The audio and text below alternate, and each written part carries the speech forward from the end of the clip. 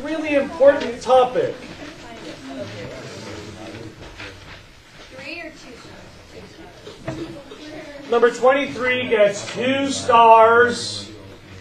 The question in number 23 asks you, what are some of the environmental and social impacts of petroleum and gas extraction?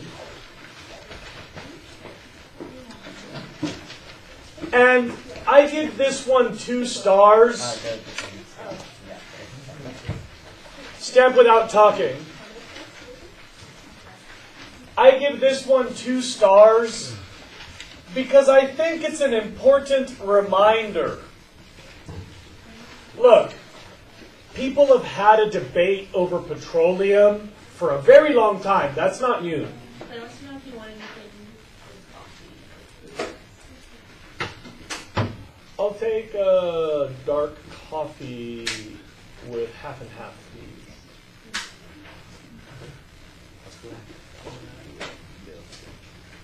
People have been debating over petroleum for a very long time. That's not new to your generation or even to mine. Before I was born, there was already an international squabble over petroleum. In the early 1970s, that squabble was about the supply, like where we're going to get it. We got Please. In the 1970s, everybody was fighting about, well, where are we going to get our petroleum? I hope it's not these OPEC nations. They're not nice to us. And then it was about, oh, well, maybe we should be drilling more in the United States because, you know, we need jobs in Texas and whatnot. And in the 1970s, there was a lot of fighting about these ones right out here on your coast. People thought, oh my God, there's so much petroleum offshore. We've got new technology. Let's go get it. And Santa Barbara raised its hand and said, wait, that was the largest petroleum spill in the history of the industry, because at the time that was the largest, right here on our coastline. And by the way, Earth Day was born here in Santa Barbara because we did not like the big spill of petroleum on the beach.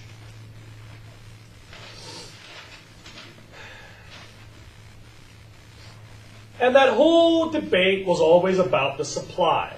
Do we get it from here? Do we get it from there? Do we get the benefits of this supply chain, or does some other country get the benefits of the supply chain? And then more recently, like in the last decade, the debate has started to include this other topic. What's the other topic that comes up when we talk about petroleum now? the environment. Yes, the running out is part of the supply question, and alternatives, but the other big part of the debate, Al Gore made a movie that was kind of famous about global warming and climate change. Some of you are still not aware that there's a big debate publicly about climate change. What's climate change? It's so cold. Yeah, that's right. But I like it when it's sunny.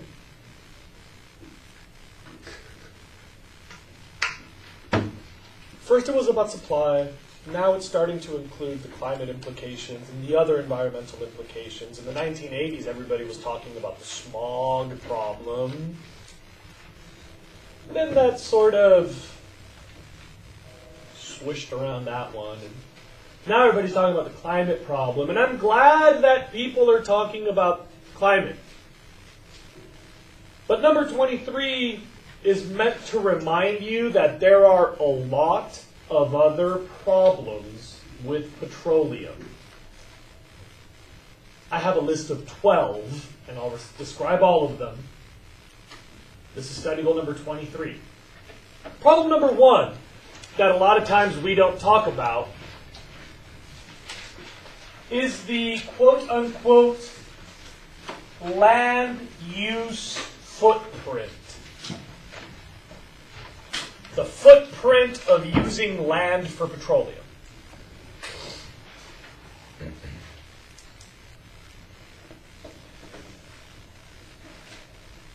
We end up using quite a bit of land for the entire industry. It turns out to be a very significant percentage of our industrial land use.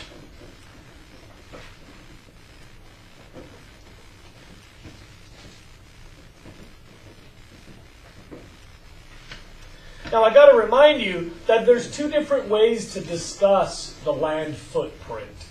One way is what we call the actual footprint. That's how many square feet of dirt did you have to put gravel on for the well, or did you have to pave for the parking lot? That's the actual footprint. And then there was what's called the virtual footprint, which is how far does the noise travel? How far does the light travel? How far do the vibrations in the soil bother animals? And of course, you can imagine that the virtual footprint is far larger than the actual footprint. And so there's a big debate about whether we should discuss actual land use footprint or virtual land use footprint. Number two. There's a lot of pollution of groundwater and surface water.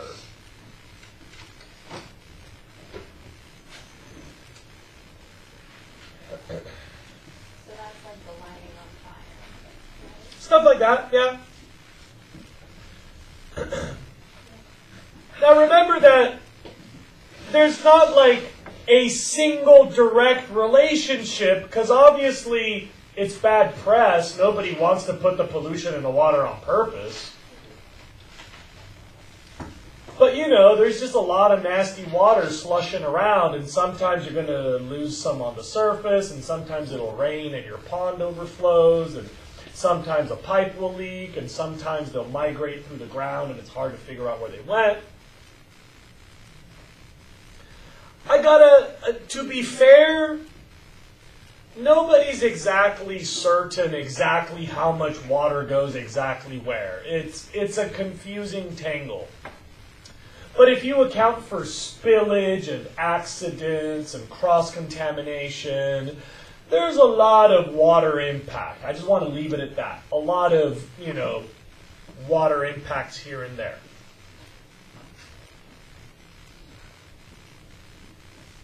Number three, there's a lot of air pollution in the industry as a whole. Don't forget that there are always bubbles of gases mixed in with the liquids. So when you bring up the petroleum, it goes, and a little bubble of gas can be lost to the atmosphere. That air pollution, number three, includes natural gas. It includes hydrogen sulfide. It includes volatile organic compounds. Some of it just smells bad. Some of it is very hazardous. Some of it's carcinogenic. Some of it is just like oxygen and CO2 that's already in the atmosphere. Some of it's just nitrogen gas. Who cares? But there's the accidental and intentional release of many different types of air pollutants. Number four, when you take out oil and gas, you get a lot of subsidence. You remember when the surface sinks in because you've taken things out from underneath?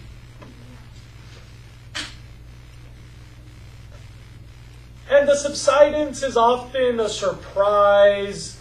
It sometimes happens when you didn't expect it, or in a place that you didn't anticipate it.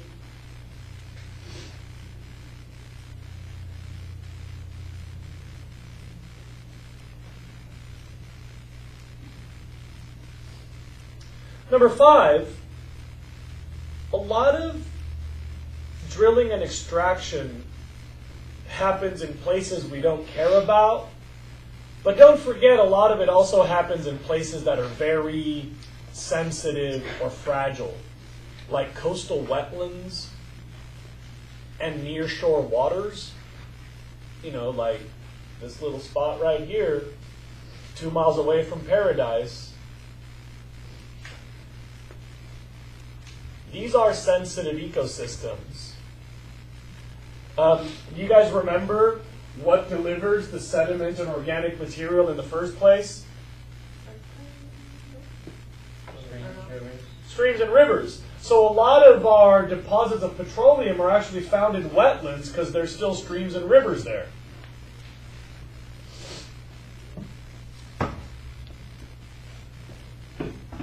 Not all deposits are on a wetland.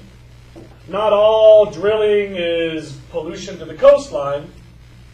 But this often happens in fragile or sensitive ecosystems. And so there are some critical habitats that are polluted by this industry. Yeah?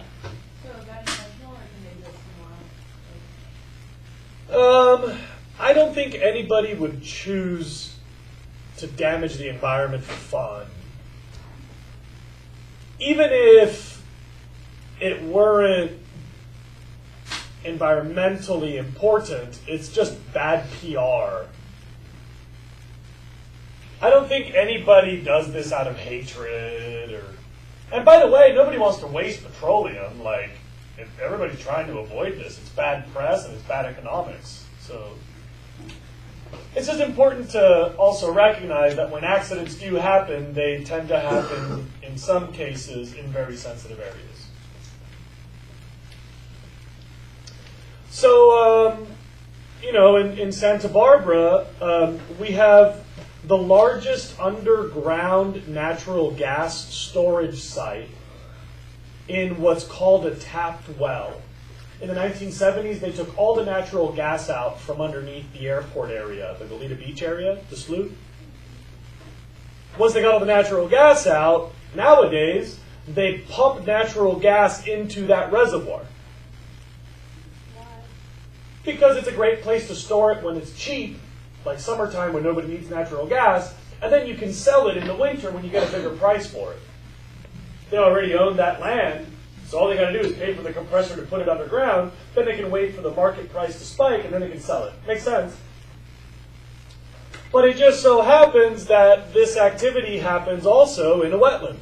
That spot is exactly one of Santa Barbara's favorite wetlands. You know, the Veneco plant, it's right next to Maples Reef.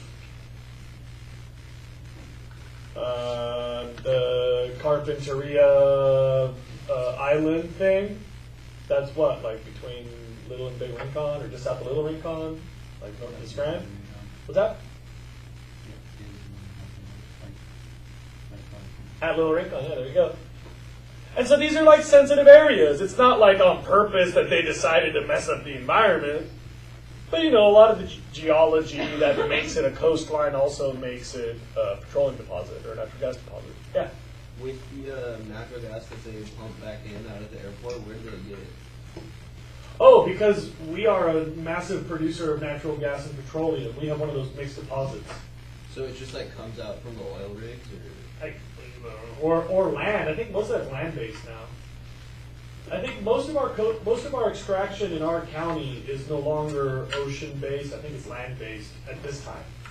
And there's just a few big pipelines that carry it up and down the coast to the refineries and to that storage site.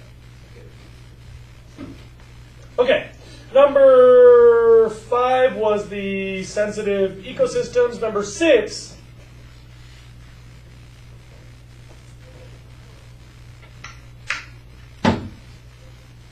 There's a lot of oil pollution that ends up in the ocean. There are accidents. There are leaks. That's just normal operations, sometimes fail. But there's a giant contributor to ocean pollution that's impossible to measure. Does everybody remember how secondary extraction works? You pump water into the deposit to pressurize the deposit so the petroleum will come out of the extraction wells. Do you guys remember that? The trouble is, what if you already have a leaky cap rock over that deposit, like we do here in the Santa Barbara Channel? Everybody knows that the Santa Barbara Channel has natural oil seepage, right? Did you know that? Did you guys know that Chumash Indians used to chew it, and so their teeth would be black? Why? I don't know. but I believe that it is true. Is that why sand is so hard? And that's very likely why everything between the ranch and county line has some petroleum on the beach. Because the Santa Barbara Channel is the second leakiest continental crust on Earth, second only to the Caspian Sea. Do you guys know that? Why is that a north back and so much? Well, we are doing something about it. That made us think, I wonder if there's a lot of petroleum down there. And then we go bing, bing, bing, bing, bing, bing, bing, bing, bing, bing, bing, and we drill it, take it out. But don't forget that these are little tiny itty bitty seeps. They're literally called seeps. So it's like when you have a slow leak on your car tire. It's just little teeny little bits of stuff that come out. Not a lot. So our seepage is responsible for, a little irrelevant percentage of petroleum in the ocean. Now remember though, we pressurize it so that it'll come out of the ground somewhere else, but what's that going to do to all those natural seeps? It'll magnify them. By adding pressure, you get more natural seepage. So one of the downsides of extraction is it increases natural seepage. It elevates natural seepage rates. And this is what I mean. It's actually a giant impact globally, and we just can't measure it. Because you don't know how much was natural and how much was increased by human activity. Thank you so very much. I have money for you tomorrow. Oh, that's fine. Well, I'll see you tomorrow anyway. Okay. Thank you.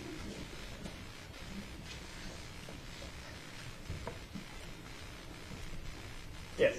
For like the oil spill in the Mexican Gulf, is that what it is, right? Yeah, Gulf of Mexico, yeah. Um, Deepwater Horizon? what's the best way we would go about helping the situation? Like with all that oil in there? Bro, I have no idea. My student teacher in period 4, he was an engineer out there, an environmental engineer at that site. So he knows more about it than anybody I know. But I mean, it's a giant gushing, spouting leak, like more than 1,000 feet down in the ocean. Like, I don't know what you can do, period, at 1,000 feet below the ocean. Is it a pipe or is it just a channel? My understanding is it is the concrete plug over the hole that has a pipe coming out of it. So there's like a big hole in the ground and you pour concrete around that. And then in that concrete you have the plumbing. And some part of that concrete conglomerate structure had a blowout. So all of that pressurized deposit was supposed to be kept down by that concrete somewhere, and so that stuff's just gushing into the ocean there. It's not fixed. I don't know the status. I don't know the status. I've heard that the leakage is largely controlled now. I don't know what that means, largely controlled.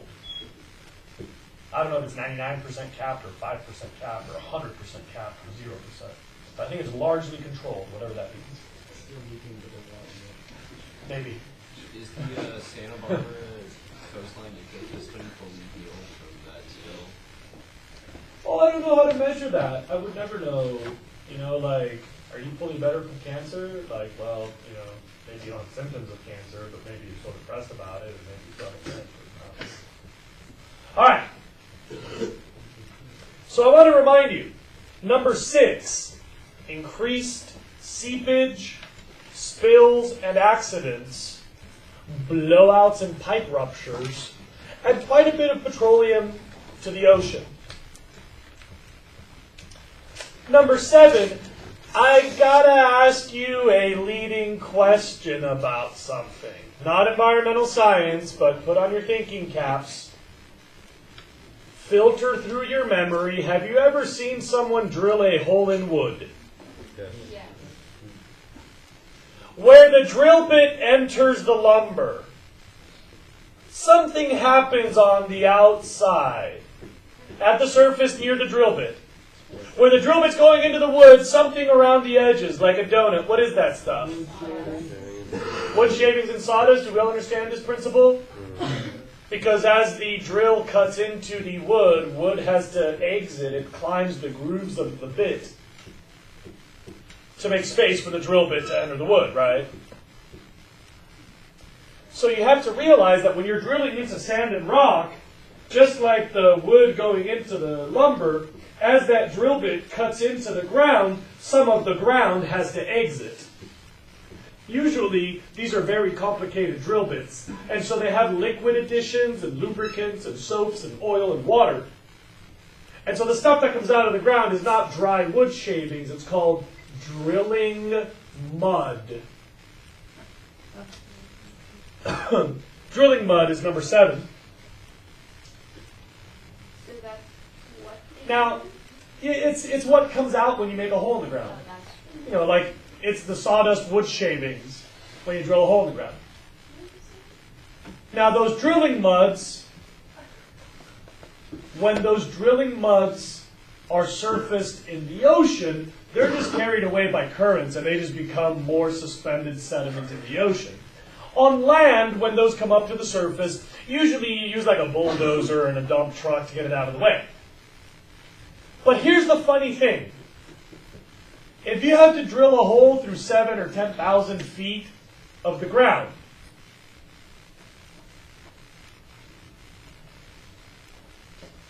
you might drill through a layer of some stuff that's not very nice to be around. Like you might hit a layer of radioactive material and surface radioactive material. You could hit naturally occurring toxins like arsenic and cyanide. Those things occur in nature. The baby Jesus made them. They're natural. That doesn't mean we want it like washing up on the beach where my kids go play. And so there is the possibility of contamination from drilling mud. Remember, it's naturally occurring. The baby Jesus put it there. It's part of the earth. But it just wasn't all up in your face before. And now it's been drilled and brought into the wind, or brought into your local landfill, or brought into your surface water, or brought into your coastal waters by the drilling. Everybody good with this? Drilling muds? Number 8. Beauty is in the eye of the beholder. Some of you like pretty ugly things. I found someone that even likes me. So there's all sorts. It takes all sorts. And people have really different aesthetics. But I gotta remind you, some of us don't like to look at petroleum machinery. And I don't know about you, but nobody asked me if I wanted to.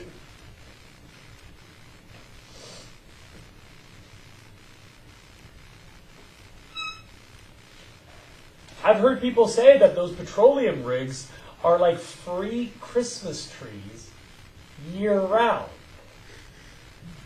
You can look offshore, and there's these beautiful Christmas trees floating in the middle of the ocean every night.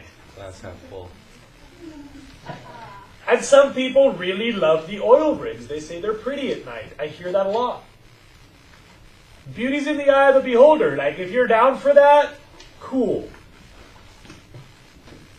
But me, I'm not down for that. And those are not the worst thing I've ever seen. If you drive north on 101 near Arroyo Grande, you go past a big field of those dry rigs. And maybe you're into that too, but I'm not. And my homie who lives in Seal Beach, he has to play pretty loud music to get to sleep because like a quarter mile from his house, they've got a field of those drill rigs and they're just loud. And he says, I don't even have to see them and they're already ruining my sleep every single night. This is what we call aesthetic degradation. Number 8. Remember, beauty's in the eye of the beholder, and some people are into different stuff. Some people are into freaky stuff. But this petroleum infrastructure might not be beautiful to everybody who has to live near it. A lot of you might be able to pick where you live, because if there's something ugly in your neighborhood, you can just move.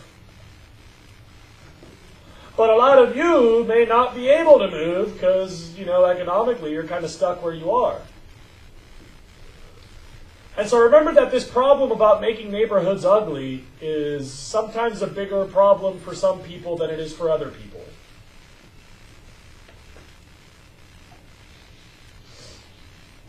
Number 9 was not in your book. Now we're getting to the stuff that even if you were doing your homework, you haven't seen.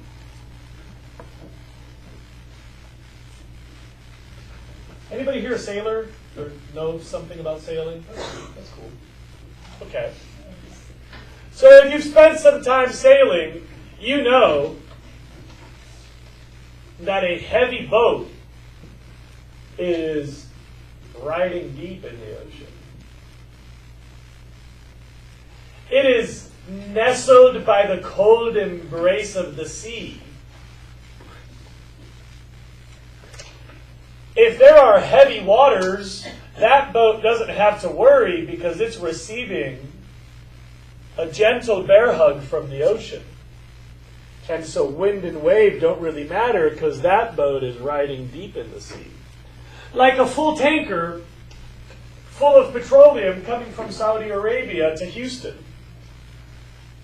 Then they get to Houston and they unload their petroleum into the petroleum refineries. And then they begin the long journey back to Saudi Arabia, riding empty, where they float on top of the ocean, no longer held in its cold embrace. Sailors, do you agree with me that it is less safe to be on the ocean when the boat is very, very light? Because, it can be toppled by swell or buffeted by winds or tossed around the surface instead of keeping its track deep in the water. So, if the captain of this vessel wants to get back to see Mama, they might take on some ocean water to stabilize their ship. Anybody know what you call the weight used for stability on a ship? Ballast. It's called ballast water, where you pump in ocean water to stabilize the ship, and then you get to Saudi Arabia and you dump out that ocean water. And what used to be in that tanker before you put in that salt water?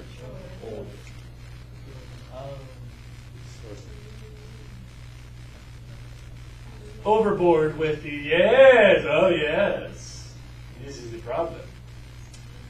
Now just so you know, this is not a new problem. First of all, it's illegal to do that. To take ballast water into your petroleum tank. Second of all, it's an engineering challenge that can be overcome. You could use a liner. You could clean out the oil tanker before you take in the ballast water.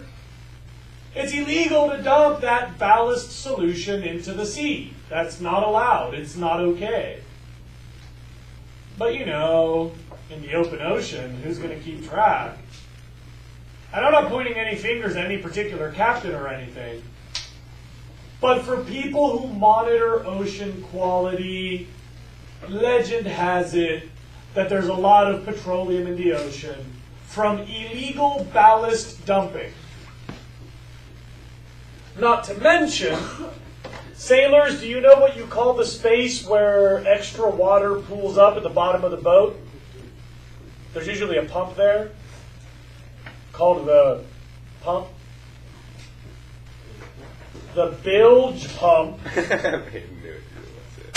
The bilge pump is this thing that takes all the extra water and dumps it back out of your boat. But, inside of an oil tanker, you kind of have a lot of petroleum here and there, also mixed into your bilge. So when you dump out that extra salt water, you sometimes throw a little petroleum in the sea. And one last problem with these big old oil tankers is they run on the dirtiest fuel on the planet. It's the lowest grade petroleum fuel product. It is the scummiest petroleum fuel. So when these tankers are just idling at sea or driving through the Santa Barbara Channel, they cause really gnarly air pollution. At the harbor of Long Beach, they made the biggest improvements in air quality by just giving their boats an electricity wire. And like, here, you can turn off the motor and just take our electrical cable. And that was the best smog improvement in the history of Los Angeles County. You got like all these big awards for that. And some guy was like, all you needed was a wire? Like, okay. Because, you know, then the motors can stop idling and they stop producing all that air pollution. The number one contributor of particulates in Santa Barbara County, unless it's a fire year, is the tanker ships that just come through the channel. You don't even notice them unless you're looking for them. But those things produce more particulate air pollution than anything else except for big fires. Yeah? Aren't they like not allowed to sail like within like 20 miles of Santa Barbara coast? Yeah, so there's an exception for when there's stormy waters or some. Yeah, you can see them farther north like that. Yeah, and I'm not really clear on those limits. These are all things that you can overcome with legislation and engineering. But when they're in the open water, don't forget they're still running those engines. That's a lot of air pollution. Globally, those things are really nasty for air quality. Yes? Well, I think it might even be simpler to add filters to regulate that. But, you know, in open waters, in international waters, there's not a lot of legislation about pollution overall. So you can demand all sorts of stuff when they're near shore, but if it makes it more expensive to ship internationally, nobody wants to do that when nobody makes them. And there's very few laws of the sea that are truly international. Do cruise ships Do what? Cruise ships? I would hate to miseducate you, and I don't know, but my assumption would be very probably. So look, number 9 is the oil tankers. Ballast pollution, which is illegal but still happens. Bilge pollution, which is limited, but there's a lot of these tankers. And the air pollution from the tankers, which is really significant. It's one of our single largest non-point global air polluters. The number 10 is called fractional distillation, which is the vocab term. There it is, right there. Please look up. Number 10. Ding, ding, ding. Fractional distillation.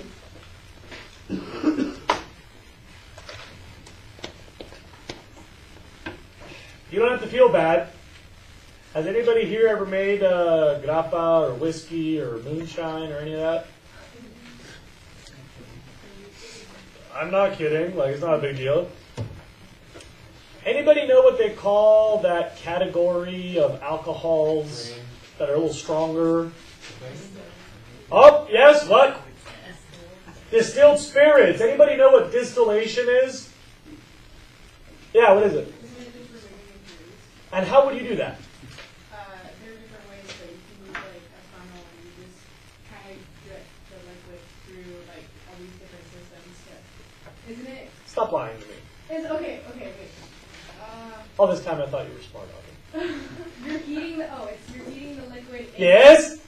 glass going up the thing. And Yes? Different liquids heat at different temperatures. Yes? To different liquids using different temperatures. Okay, now everybody else is a little confused, but Artie kind of knows what's going on here. I'll help you out. Students, what happens when you heat a liquid? It's hot. It evaporates. It evaporates, right? Wait, are we using fire or flames?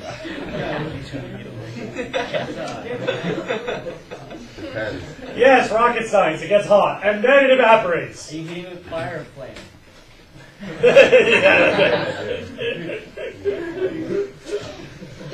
All right. So whether you heat it with fire or flame, a liquid, when heated up, will get hot, and then it will evaporate. And now comes the, let's move on because we got to get somewhere today. What happens when that when that vapor is cool?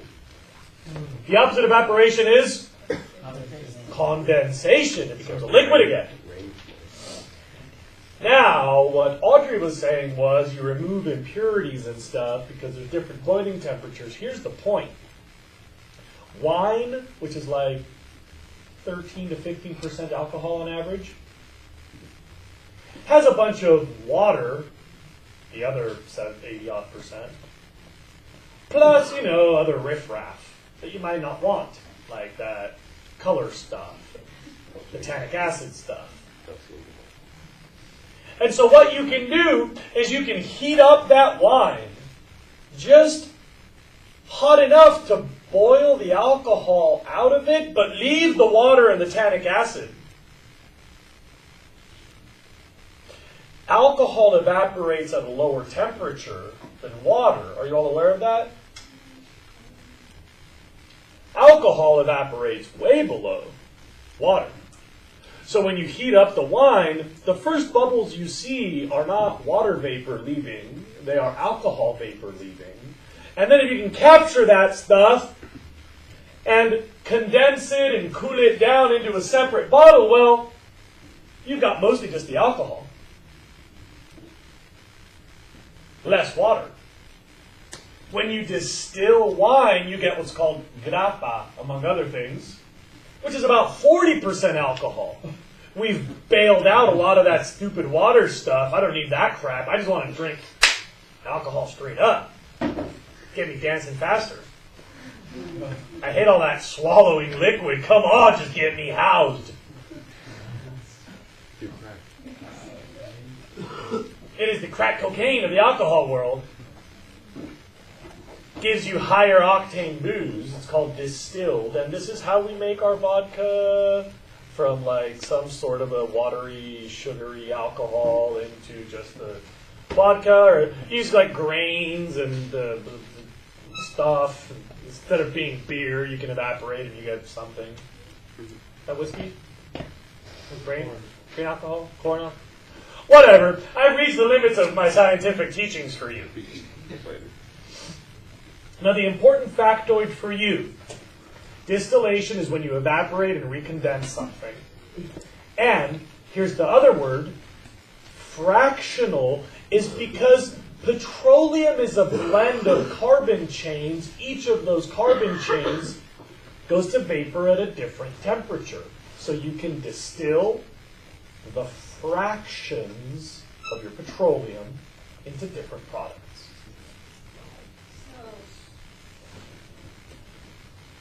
Like this. I'm not done. Save your question.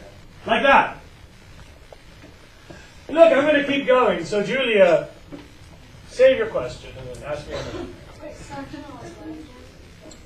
This might help you. Here we go. This is what fractional is. Remember that crude petroleum is a mix of different carbon products.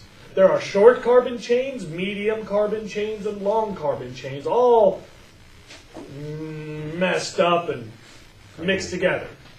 There's some gasoline in there, mixed with some diesel, mixed with some oil, mixed with some tar. And if you think about it, it'd be kind of tricky to get all those molecules separate. You can't filter for that. What you can do is this. Please look up. You take your crude petroleum, and even at room temperature, the natural gas is still gas, and those bubbles come out. Then you've got natural gas. Everybody got that? Should we write that down? That's up to you. Then you add a little bit of heat. Let's say 70 degrees, and you get it to just 70 degrees. That's it. And please look up. Some of those carbon chains get excited enough to evaporate. You capture that vapor, you condense it into a liquid, and that is called naphtha. I forgot an H.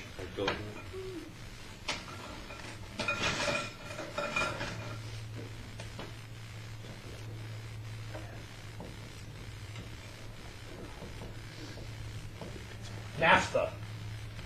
Naphtha is the basic building block for industrial chemistry. This is how we make pharmaceuticals and plastics and pesticides and stuff like that. Now that we've bubbled out these bubbles, we can raise the temperature again, and at 120 degrees, the gasoline, C5 to C10, will turn into a vapor. We condense that, and hooray, you've got buckets of gasoline.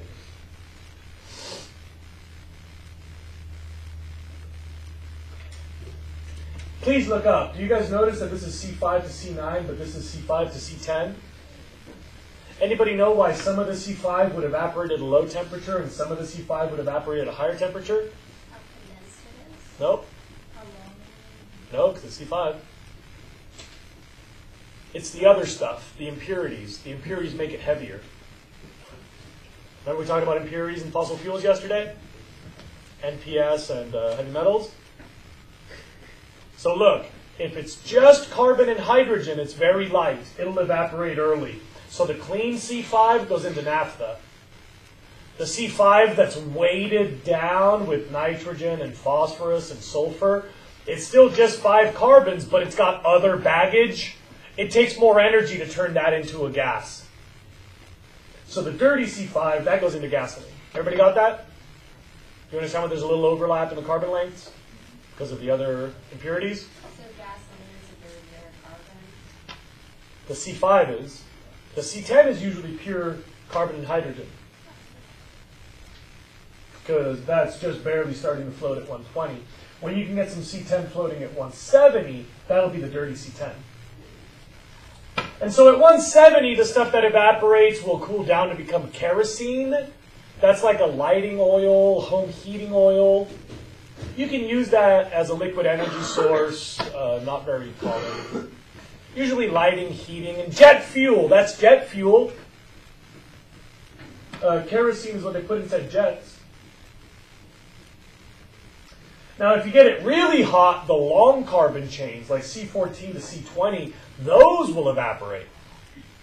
And when you condense it, that's called diesel. When you get it even hotter, we're talking like 400 to 500 degrees, the lubricating oils evaporate.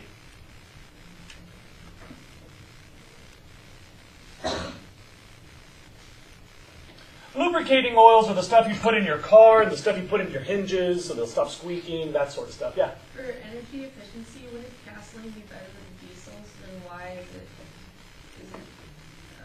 diesel better than gasoline if it takes more energy? I'm not sure that makes it better. But for the energy efficiency wise, wouldn't it be almost easier to just use gasoline because it's producing one less step, or is it already? Oh, for the production, you mean? Yeah.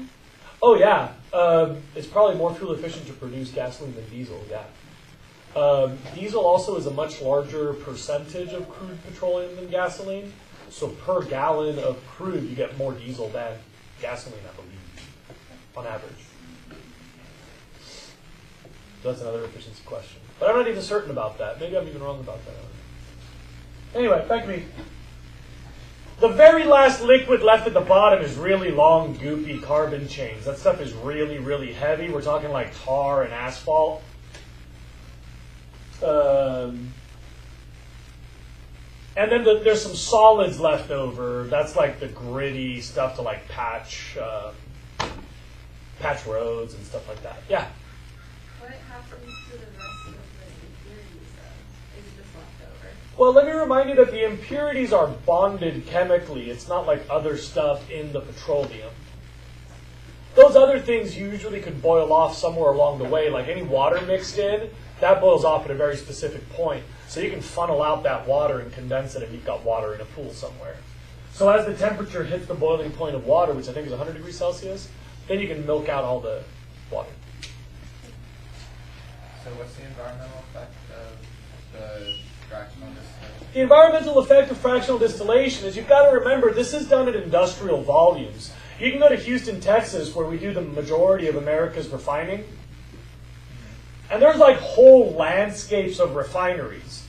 And remember, if you can save a penny for $1 trillion gallons, you've made like millions of dollars or whatever. And so the point is that because this is done at industrial volumes in kind of a cutthroat competitive landscape, there's a lot of cutting corners and a lot of little tiny accidents. And imagine this much plumbing at an industrial volume. If I was going to do this at like a lab, like go to Ms. Park's lab, and I take like a little jar of crude, I could give you like little bottles of carbon chains that would be really clean and tidy, and use a little paper towel to mop it up, and it's no problem. Put the paper towel in the trash. But if you think about the environmental impact of doing this at industrial volumes, I'll give you a very accurate scientific number. We do gajillions of gallons of refining every day. Gajillions. Gajillions. So for all of those gajillions of gallons of refining gallons per day, it's just a really nasty activity. In many ways that you measure it, petroleum refining is the single most polluting land use that humans use. It's the most dirty thing you can do with land.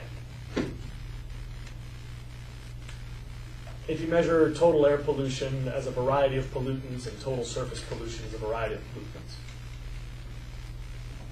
So what exactly is polluting? Is this really entertaining, or is it something else, Julia?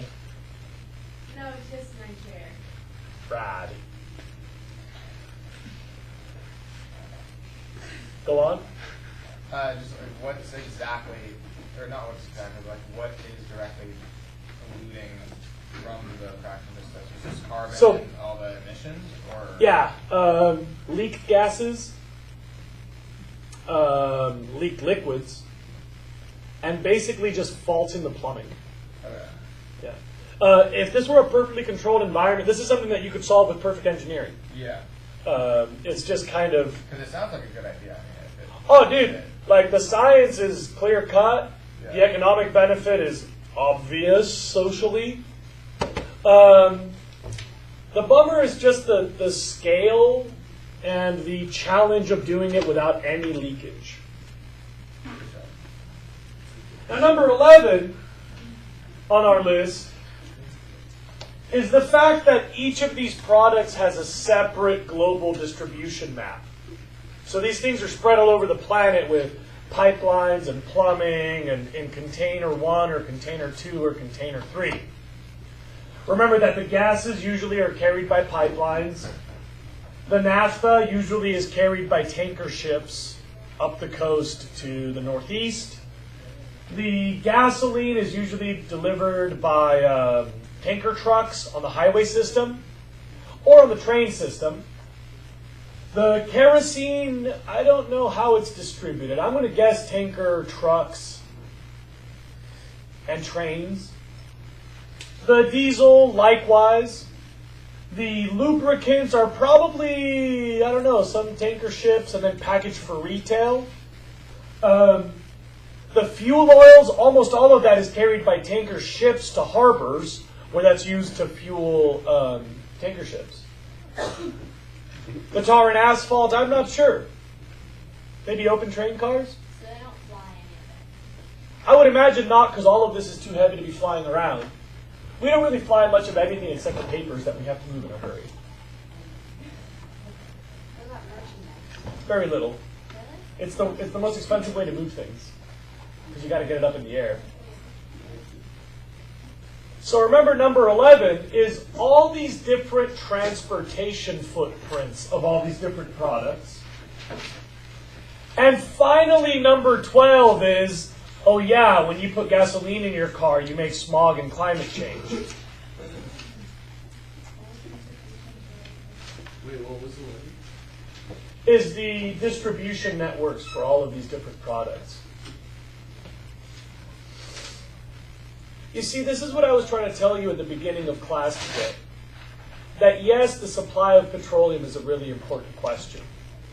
And yes, the climate impacts of petroleum is another very important question. But there's a whole bunch of questions that you probably haven't heard discussed yet. Like, do we care what that air pollution does to low-income communities around the refinery? We should. They've got about 20 times the likelihood of developing asthma that you did when you were growing up.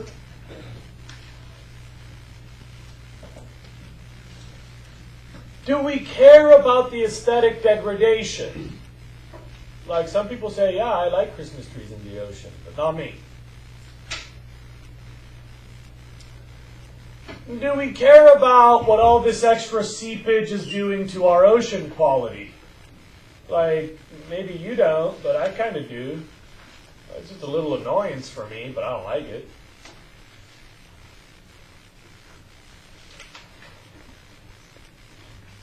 You know, all those like tanker ships and all that air pollution, like I don't know. I never really talked about that, but that's another impact of the gasoline in my car that kind of makes me feel worse about the gasoline in my car. The reason I gave 23 2 stars is because I think it opens up the conversation to include other topics. Okay. Yeah. What was the 12th thing?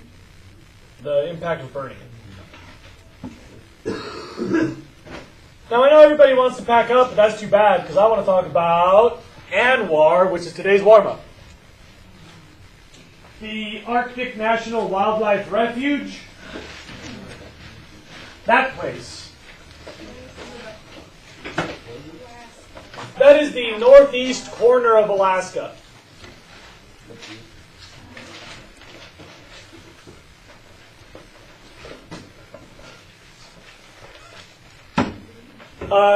On your right is Canada.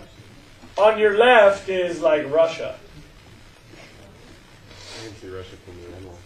You can see Russia from your front yard, right?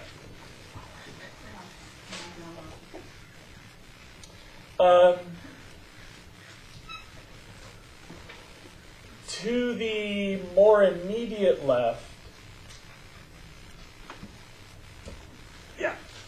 is a bunch of petroleum extraction. And to the immediate right, there's more petroleum extraction. Currently, Canada gets a lot of petroleum from right here, and the U.S. gets a lot of petroleum from right there. The part that they're trying to drill is that little lip of yellowy stuff at the very end. It's called the coastal plain.